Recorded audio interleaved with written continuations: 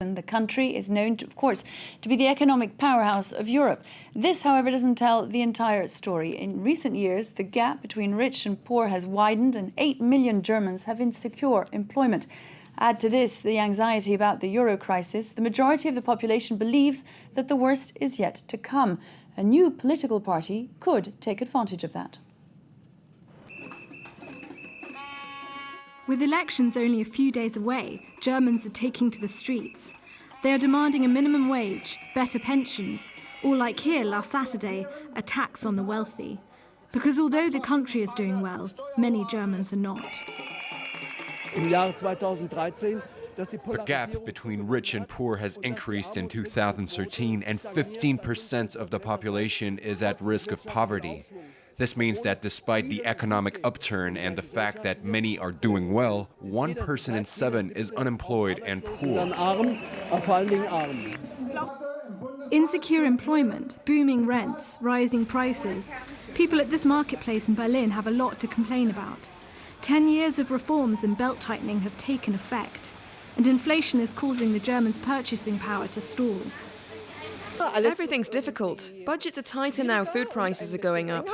If people go to work earning €8 or €8.50 an hour, it's not enough if you have a family. Sure. Siemens, large companies like that, they're fine. But we, the small retailers, we're starving. The German economy is resistant to turmoil and unemployment has never been lower, but the shadow of the crisis looms over the country. It is the main source of concern for 68% of Germans. This consumer association receives calls daily from Germans who are concerned about their savings and retirement funds. Since the beginning of the debt crisis in 2011, the German state's taken advantage of the situation because interest rates are very low.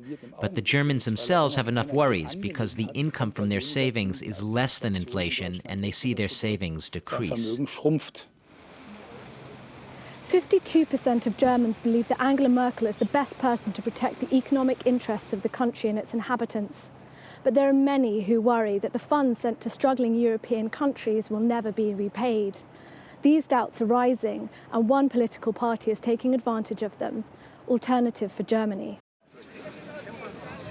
The Eurosceptic party is the focus of public and media spotlight and is burning the euro. It was created in April but already has 15,000 members. Its goal is to kick the indebted countries out of the Eurozone.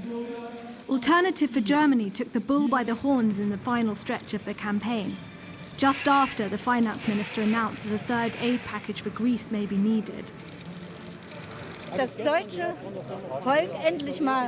Germans have to stop sleeping. They've got to wake up and realise what's happening in this country.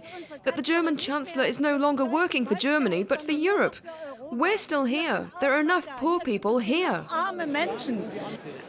The party is led by professors and bankers who never believed in the euro and are now presenting themselves as the saviours of German interests.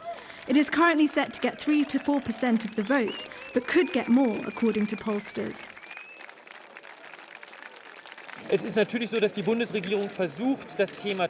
course, the government tried to avoid talking about the euro crisis because they didn't want to admit that huge mistakes were made and to draw the attention of the voters to it. But this strategy will not work everywhere. Part of the population supports us and has a long enough memory with which to make an intelligent decision.